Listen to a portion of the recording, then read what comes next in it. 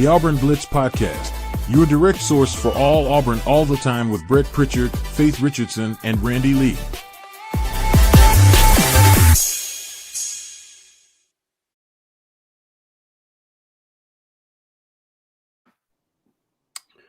What's up, everybody? Welcome into the Auburn Blitz here on a Wednesday morning. We are so glad that you joined us whenever and wherever it is that you join us each and every day here on the Auburn Blitz and making Auburn Blitz part of your daily Auburn athletic intake. Glad to have everybody joining us and tuning us in here on a Wednesday. And we're going to dive right in because, man, I got a swamp day and got to get on the road. Imagine that. So I want to cram all this in. Good to see you this morning, Randy. Want to just dive straight in and get to this. Auburn signees honored for their accomplishments this past season here in the state of Alabama. We'll talk about a few other players that we know as well and some of the accolades they received at the ASWA Sports Writers Banquet, or the Mr. Football Banquet, really. We'll talk about that. Is it okay for fans to get their hopes up? I'll let you get your hopes up. We'll talk about that too. We'll talk about that. And can one player swing that and make up a big gap for Auburn, the piece that's been missing for several years at Auburn? And then basketball gets a huge win on the road. And you know, look, never diminish a win and never diminish a road win. Still some concerns about this team, but some very big improvements for this team as well. That's very encouraging to see in the last couple of games. So we're going to dive into all of that and whatever it is that you want to talk about. And we know you get disappointed when we record a little bit. Sometimes I love that. I love that you guys send me messages and go, darn, another recorded one. Yeah. So we love 98% of our podcasts are done live. Okay. There's just, I don't know what else you want me to do. I've got to be in Timbuktu on a Monday or Tuesday morning.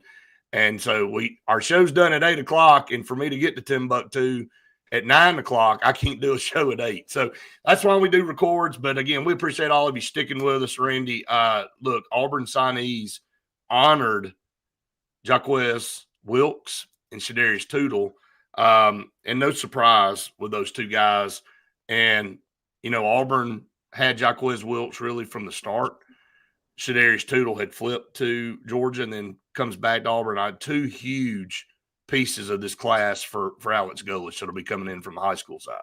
Well, Brett, before I get started with my takes on it, I do want to send a good morning to Sid out there. I talked to him at a Youth League basketball game last night. And Brett and I want to mention to everyone out there, we appreciate you coming up to us and letting us know that you watch and listen to whatever we put out there here on the Auburn Blitz. It means a lot to us. It really does. It means that we're reaching people that we once didn't reach. We've been a long time TV and radio guys here in the state of Alabama. So the idea that we're reaching a market that maybe we haven't had before is exciting to us. Over 14,000 subscribers now on YouTube. So thank you, Sid, for mentioning that last night. And thanks to everyone that continues to call in and be a part of our program here on the Auburn Blitz. First take, you ask, can we get excited about players? No, I'm not getting excited about players anymore. I'm getting excited about the roster that we happen to put together in the transfer portal. That's where I'm going with it moving forward. I'm not getting excited about a high school quarterback. I'm not watching high school quarterbacking recruiting anymore. I think that the route to go until some rules change, Brett, and Brett Pritchard's rule change is my favorite. I'm going to keep saying it. If a guy signs with you, he's got to stay there for 2 years and play out the first contract and then go to the second contract and let him make $10 million a year if he's worth it. I love Brett's idea, but until it changes to that, Brett, I'm not getting behind another Walker White. I'm not getting behind another Deuce Knight. I loved both of those gets for Auburn. I thought they were the piece that we wanted. I think that the receivers that we got with those pieces loved those two quarterbacks, Brett. I think that proved to be the case. And nonetheless, we develop and pay guys that's dead money. And the next thing you know, they're out the door and they're not part of your program anymore. And if anything, they're playing a key competitor of yours like Ole Miss. Now, he may end up reaching his ceiling at Ole Miss. but we didn't get him, but we did an awful lot with him. So my point, when you ask, should we get excited about Auburn players honored when they're coming out of the high school ranks? No. Well, I And actually wasn't going in that direction. I like your take on this, but I've got that's not where I was going to go with it. But keep going. I want to give you my point on that too. So. Well, and that is the angle that I took with it, because I'm as disappointed, let's put it that way, than anyone that this is the case. Brett and I love high school sports. I'm gonna continue to say that. We work exceptionally hard covering high school sports here in the state of Alabama. Nobody travels this state as much as Brett and Faith do. So if you think that we're not wanting to watch Wilkes become a tremendous player for Auburn, absolutely I would. But it's no different than the Hanley player that we covered a few years ago that left after the first year, or the 1,000 other players, it feels like, over the last decade. It's not that many, but let's just say 100 other players over the last decade that have left within a year or two, and they end up somewhere else, and they're not a key contributor. I went over this for the offense. Let's go to some real numbers. If you look down at the players that you expect to get key playing time, snaps on the offensive side of the ball, if I count correctly, it's maybe 4 or 5 players that were recruited in the high school ranks. Go and look at the ones that you expect to play and get a majority of the snaps and the balls coming in their direction. They're not guys that we went and got in high school ranks. Now, you can say it's because our coaching staff hasn't stayed together. Maybe, but there's a lot of other teams that go and get these 18, 19-year-old kids, decide that they've got a couple of more years of grooming needed, Brett, and they go and pick up a 21 or 22-year-old veteran like Golish has done on this offensive front, by the way, that I love. You go get 3 seniors to come in that have taken as many snaps as those 3, and you get old on the offensive front. I love that way more than anybody we can go out in the high school ranks and get. Is it the way that I love high school recruiting to go? 1,000% no. But it's the day and age that we're living in, Brett, and you got to embrace it. And I think Golish and staff have embraced it. Yeah, I totally agree on that. Really, what I wanted to say about Jacquez Wilkes, Darius Tootle is they were honored in their category, in their class, as either back or lineman of the year. And the part I'm going to talk about fans getting their hopes up is really centered around Byron Brown. And I want to dive into that. I thought you had great points, though, in what you said. I think the shift has been, and the shift will need to be, if you want to compete, if the rules don't change and things don't move in another direction, your ROI and your best bet is to go get a guy that's proven. And, does it mean that there's an untapped oil well out there? People keep, oil guys are going to go drill another field. They don't stop drilling the field. They don't just go, well, we got this one over here. For sure we're going to drain it dry. They're going to go speculate. You're still going to sign high school guys, but your shift is, are you going to spend more money on a proven offensive lineman versus a high 5-star coming out of high school? Which one is going to pan out? Which one do you feel like, well, if you go get this guy out of the portal, it's going to be more of a guarantee, I guess, because they played at that level for a couple of years, maybe 3, whatever. May have been in a smaller program, but they've worked their way up, gotten better, enhanced themselves, and you feel like they can play in this league now. So yeah, I'm 100% agreeing with you, and I think that's why you see a portal ranking now. That's why you see portal classes getting ranked, and that's why Auburn's is 12th in the country. I think that's going to mean as much or more now than these high school class rankings. And I think you'll see the number of kids that teams sign go down out of high school.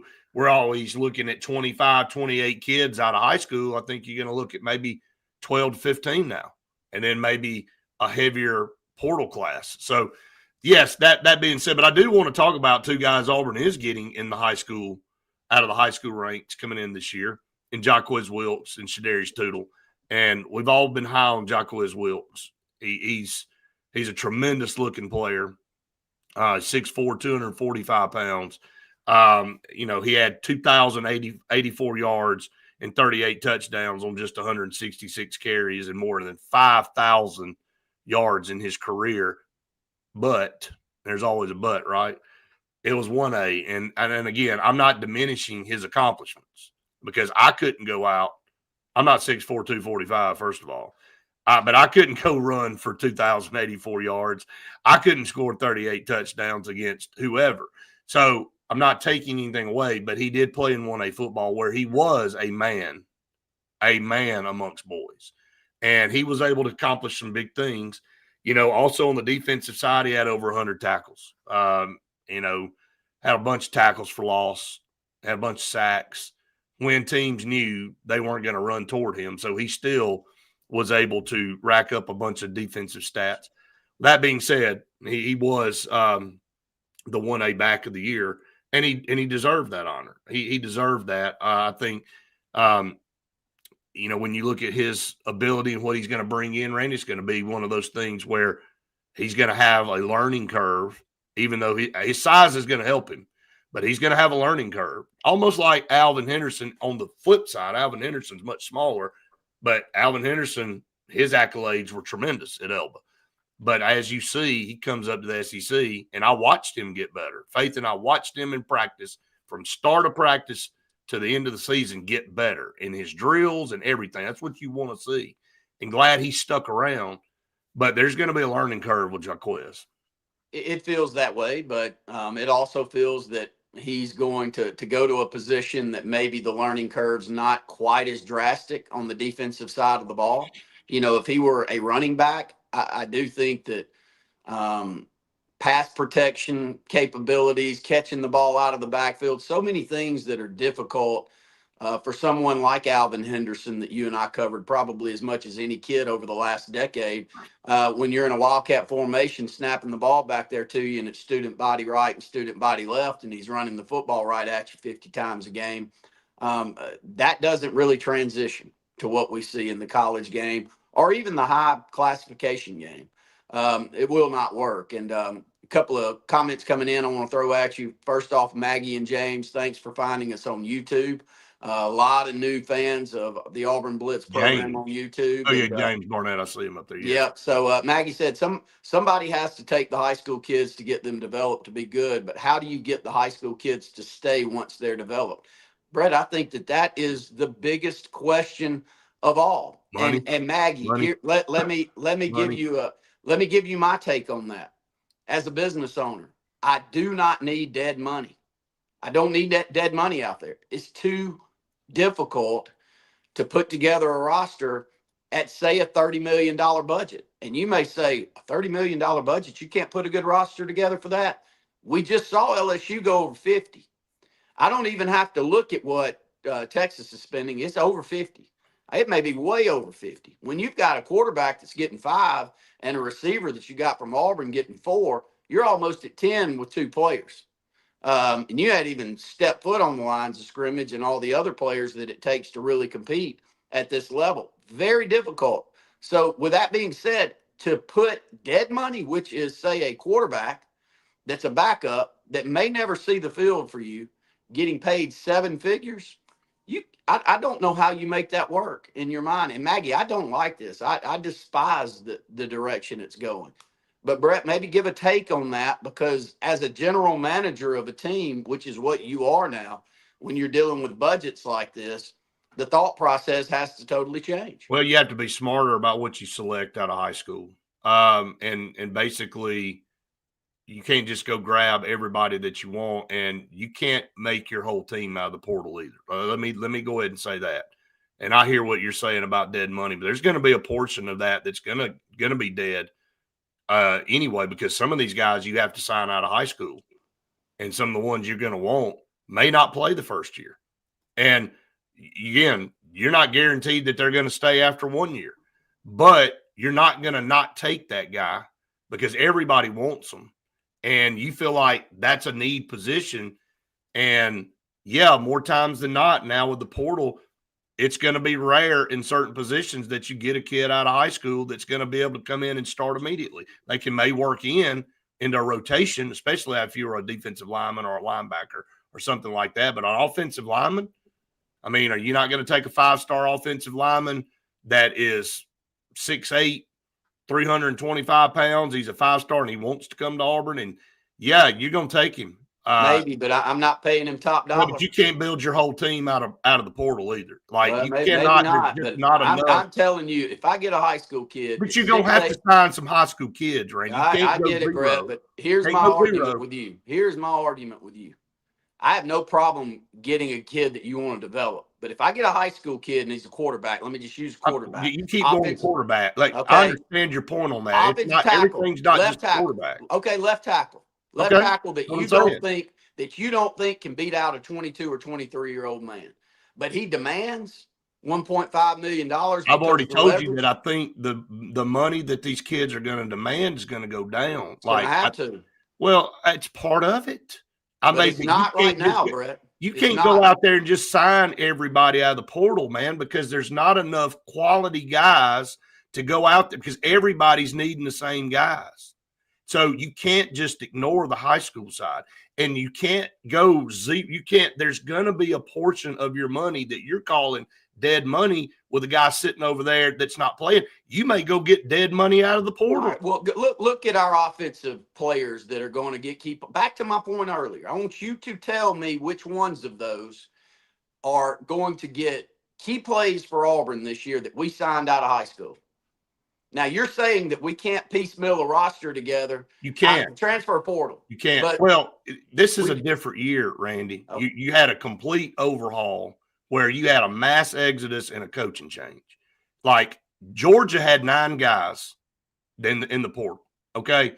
For a program that has been doing it the right way and has been able to sustain not complete and total roster explosion like Auburn's had to do the last 2 or 3 years. Auburn's been building their stuff. It's been a house of cards, man. Like, Hugh Freeze ran out and spent a bunch of money on guys that came in, high-ranked guys, and they didn't do squat for developing. And a lot of those guys were handed the keys to the car, and they weren't held accountable, and there was a bad culture. And we've seen it happen over multiple coaching staffs at Auburn, and you see what happens. The players start demanding things, and you feel like you're a hostage to them, and you got to have in that mentality where the player goes, well, they need me way more than I need them. Well, that's not a good position to be in. So in defense of this year with Auburn, you had to go get 33, 34 guys, and we're not done yet getting them out of the portal. But when you get your program going, you hope the turnover's not as good, not as much, not as great. And maybe you're not having to go get 34, 35. Let's say you go get 20 guys out of the portal, which I think would probably be a reasonable number year in and year out. And then you go get 15 high school players, not 25 high school players, to make up your total class of guys coming in to make up for attrition, because you hope you got some guys going to the NFL. You hope you get some guys that actually are good enough to go to the next level. So you're going to lose some of them. You're going to lose some to graduation. What I know that's funny. I'm not, that you actually think somebody might graduate from your school, but you're going to lose that and grad transfers and whatnot. But the Jeremiah Cobbs that have chosen to stick around, that's going to be your premier running back this year. Those kind of guys that you hope that you get more of and you keep more of as you move forward. And you've got to, again, it goes back to what I said. You got to be smart with your money. You got to know that I got to have a certain amount of guys coming out of high school. Got to be more selective. Can't just go grab a bunch of guys and give them a bunch of money, because you do want to diminish the amount of dead money. But my point with you is you're going to have a portion of your roster, whether it's from the portal or the high school, that unfortunately is going to be sitting over there. You're having to pay them. They may not be playing as much as you want them to play, but in the meantime, you're hoping that they're developing and they're working into the rotation, and they are in a culture of a program that they want to stay. And they're not just holding you hostage with some absurd number, or else they're going to go somewhere else. Agree, but, I mean, you and I can do this for 5 hours. I don't know how to do it. I put pen to paper this week because Andy has asked me to try to put a roster together for $30 million. If you've got $5 to $7 million of dead dollars over there, I have no clue how you'd put $30 million and put a good roster together in today's environment. And maybe we're willing to pay 40. Maybe we're willing to pay 50. James called in on our show at lunch, and he said the problem with the current setup is you pay 50, you win a national title, you take that gold trophy home, and a day later nobody cares, and you got to figure out how to come up with the next 50 because the players that you have on campus are going to demand more money. Well, that's why I'm saying you're kind of making an unending cycle that I can't get my head around. You're not going to not have dead money on your roster, though. Yeah. You just got to be better. How much of it, I guess? How much of it? What percentage of diminish your roster? You got to be diminished. It's got to. You better hope majority of your roster is not dead money. Which means you can't get high 5-star guys and not have a lot of dead money. Well, you got to be able. Again, it goes back to evaluation, and it goes back to, is this a priority for us? And can we go get this guy? And do we expect him to really come in? Like Cam Coleman wasn't dead money. You knew he was going to come in. You knew he was going to get on the field. And you knew he was going to play a substantial amount. I don't know what Auburn paid Bryce Cain, but he was part of the Freeze Four. I can tell you who we paid too much money to is Perry Thompson. No question. But everybody wanted Perry Thompson, and Perry Thompson looked the part, and he had good stats. Randy, I'm not going to throw shade at a kid, but I watched this kid in practice, and the coaching staff was as equally responsible for his lack of development as he was. You know, there was a stretch there in the season where he had a couple, he started to come up and everybody was, Perry Thompson. But I also watched him get a little bit of a big head after those games, and I saw Marcus Davis and Hugh Freeze jump all in his face a couple of times at practice because he was half-tailing it. It's like, it was the entitled. I'm saying what I saw him on 2 eyes. This is not speculation. So how do you make a kid go run a route extra hard or hustle or do things like that or not take a play off when it comes to blocking?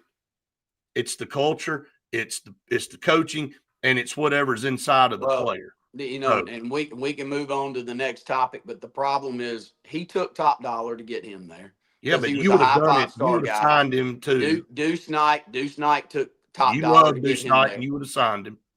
I wouldn't now. No, I wouldn't. I'm saying that my opinion of what I would have done 2 years ago totally changed. Well, of course it has. I mean, I think that's what we're discussing here, Brett, is that my opinion of the way that I would have gone about. But you still got to go get certain guys from high school in certain positions. You keep going back to the quarterback position, which I get you there. I think those days are over. I'm agreeing with you there. I'm saying that you're not going to go to zero in high school. You're not going to not get guys out of high school. You can't build your entire roster out of portal guys. It ain't going to happen. You're going to have to go get some guys that you hope that you can develop and that you can build in this, which it's hard, but it puts more pressure on these coaches and these evaluators and these GMs to go make the right decision. I can't get my head around it. So you can move on. I'll try to think about how much dead money is good for a team. I'd love for somebody to tell me. But what you're saying is like everybody coming out of the portal is not going to pan out either. Like no, they're not. But they're not, man. They're just not. So you just got to be able to manage both sides. You think those 3 offensive linemen that we got that are going to be seniors next year not starting for Randy? We've gotten several out of the portal the last 2 or 3 years and ain't done anything, man.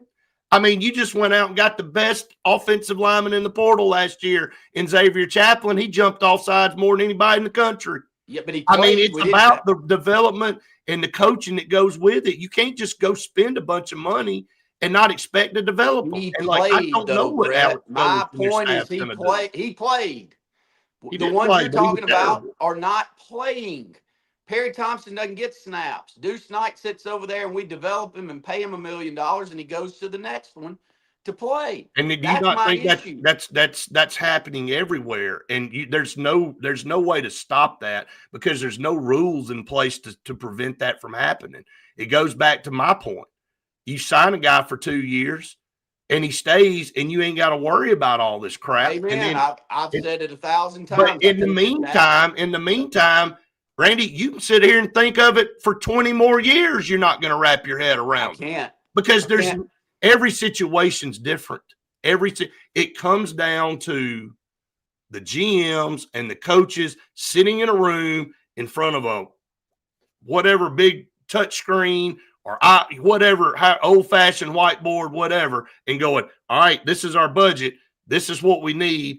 This guy right here is a guy that's 40 minutes down the road. It's a high four-star, offensive lineman or whatever position. And then these are the potential guys. Here's another thing. You're supposed to not know who's going to get in the portal, right?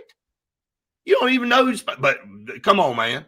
Everybody knows right. Everybody's poaching and everybody's doing things nefariously. So you do already kind of have an idea of who you're going to try to target, or at least try to sway out of wherever they are right now to come to you. So there's all kind of crap going on under the table, but you've got to be a really, really good evaluator. Okay. You got to be a really good evaluator. That's what's going to diminish what you call dead money, is that you can go say, that guy right there's got all the physical attributes. He's got a high football IQ. Yeah, we're going to put him on the field sooner than later. And that's what the intention. So then you make that decision. Does it pan out that way? Maybe, maybe not. So, all right, we got to get to some partners here on the program. And we appreciate them so very much. Can't do it without them. Sensor Green, for air that is cool and clean, call them Sensor Green. They are the carrier dealers here in the state of Alabama. They are proud supporters of Auburn Athletics and the Auburn Blitz podcast. And again, if you need heating and air units, Carrier is the best in the business. Go get with somebody from Sensor Green. They'll come out. And, buddy, you better hope your heat unit is working right now, because it is about to be Arctic tundra for the next week around these parts. Scout Program Management, a full construction management firm located in Birmingham, Alabama. And I can't say enough great things about them. Check them out, scoutpm.com. You need a program management company. It's going to take your construction project from the pre-construction phase to the finished product. You may think you're an expert in that, but you're not. Let me just go ahead and tell you. That's why you hire Scout Program Management. You want them managing your project so you don't have a bunch of crap that ends up happening after the contractors leave, and then it's on you. So make sure you hire Scout Program Management for your next big construction project. Bunkers in downtown Auburn, that is the perfect place to go watch all the different games, whether it be basketball, the playoffs, had a big crowd over there for all the playoff games. You got the Super Bowl coming up here in a couple of weeks. You got AFC and NFC championship games coming up this weekend. Bunkers is the place to be. They have live music on Fridays, and they just got everything you need, and they've got your parking spots. You got 50 parking spaces. You don't have to fight for a parking spot downtown. You park right there in the parking deck, walk right in. It's perfect for all of you. So check out Bunkers in downtown Auburn. And the Kart Source, Alabama's premier golf cart superstore. Easy Go Cushman Yamaha Club Car. Faith and I will be going back to the Kart Source here very soon. Going to be doing a show from there. I can't wait. If I can keep Faith off those golf carts, it'll be a miracle. She likes to test drive them up the road, and whatever. You can do the same thing.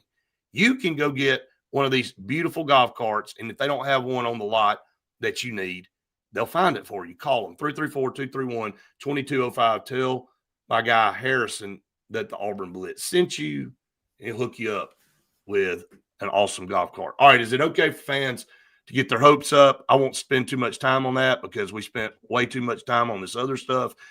Can Byron Brown change the culture of Auburn in 1 year? He's got 1 year to do it because he's going to be gone after 1 year. You know that. You just got a dynamic quarterback.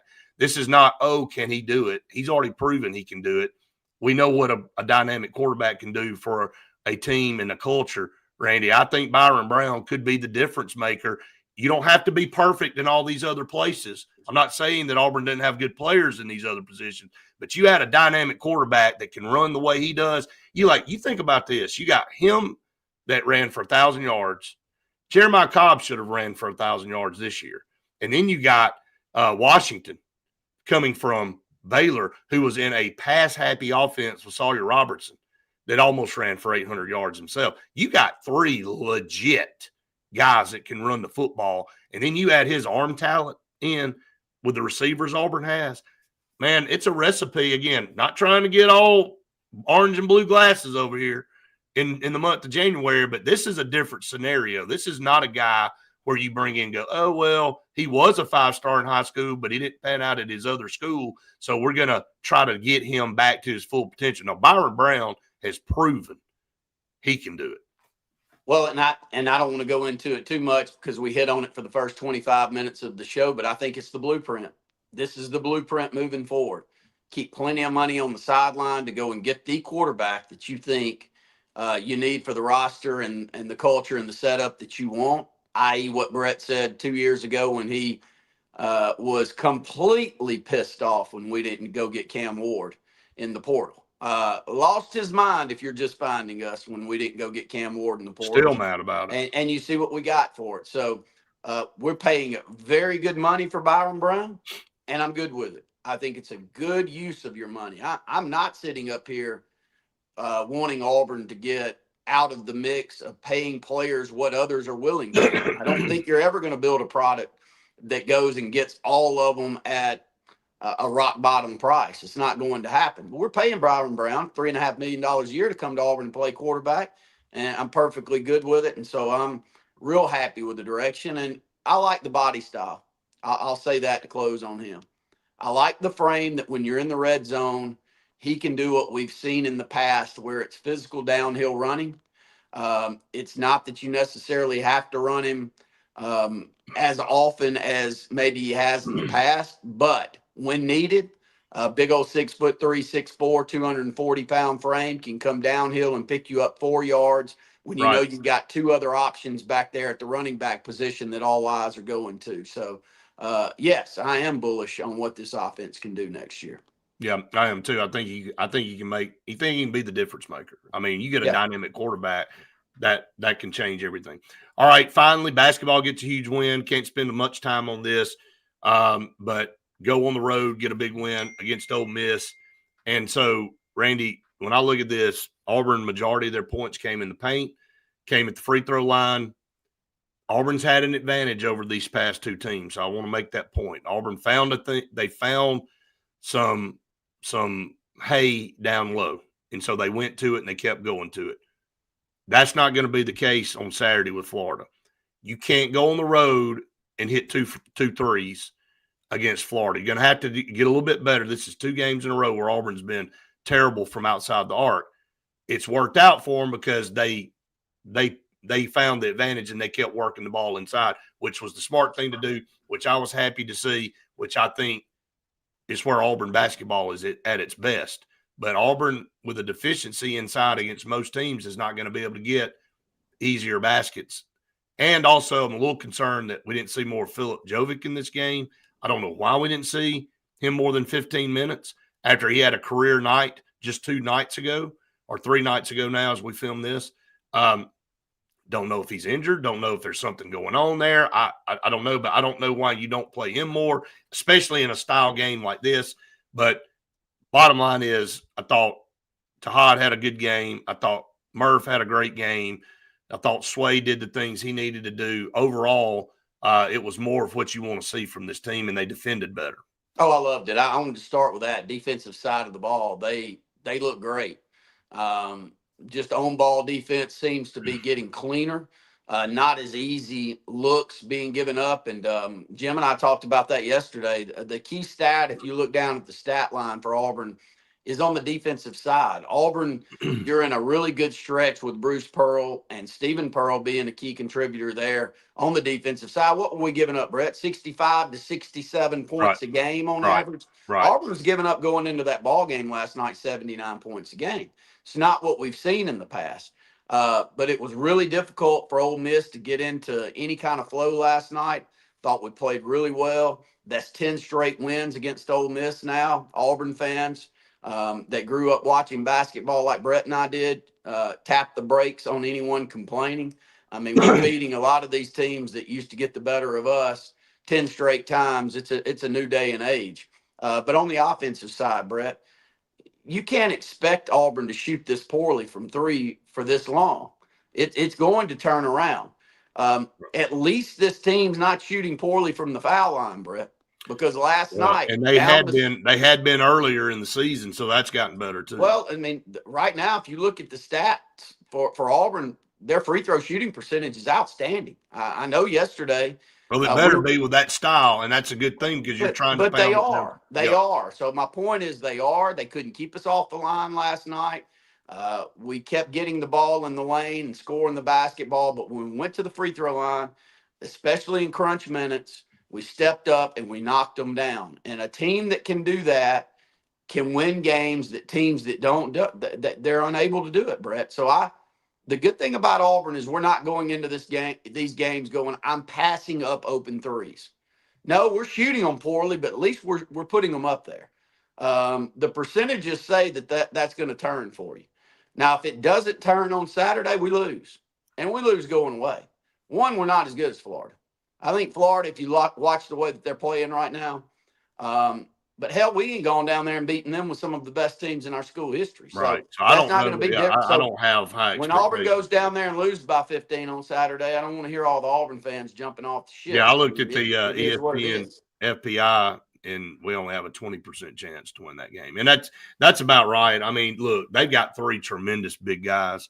So we have a massive disadvantage. Now, that doesn't mean that you can't drive and, again, try to draw contact and try to steal some points at the foul line. I think you're going to have to do that. But when you drive and you kick to the 3, you're going to have to make them, man. You're going to have to make some. You ain't going to make them all, but you can't make 2.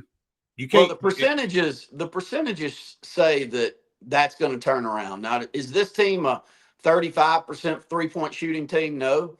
But are they a 25, which is what we are currently in SEC you are play? right now. Yep. No, I don't think that we're that either. So there's a big game out there to be had. Tahad's one by himself that can go off for 4 or 5 when he gets going. He's just not doing it right now. But even when he's not doing that, Brett, he's finding a way to get into the flow. Sometimes it's not the way that we've seen him play last year, but that's okay. And I'll close with this, man. I don't think the coaching staff that we have forgot how to develop players. Oh, they did. We've done an amazing job over the last decade developing players.